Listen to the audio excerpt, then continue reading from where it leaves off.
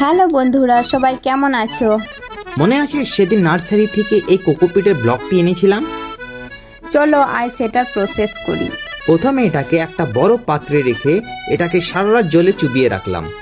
পরের দিন সকালে উঠে দেখি পুরো কেকটা ফুলে একদম সুন্দরভাবে রেডি হয়ে গেছে। এবার আসল খেলা আরম্ভ। প্রথমে সব কোকোপিটগুলোকে ছেঁকে অন্য একটা পাত্রে ট্রান্সফার করলাম। একটা মশারির সাহায্য নিলাম ভালোভাবে ছাকার জন্য। তারপর সেগুলোকে রোদের মধ্যে সুন্দর করে ছড়িয়ে নিলাম এইভাবে।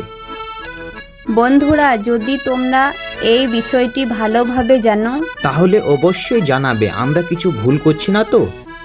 কারণ আমাদেরও এটা ফার্স্ট এক্সপিরিয়েন্স। ভালোভাবে সারাদিন রোদের মধ্যে এটাকে শুকিয়ে সবগুলোকে একটা বস্তায় ভরলাম। এটা এখনো সম্পূর্ণভাবে শুকোয়নি। 2-3 দিন আরও রোদে রাখতে হবে। তারপর এটা ওজন করে দেখলাম প্রায় 16 কেজির মতো হয়েছে।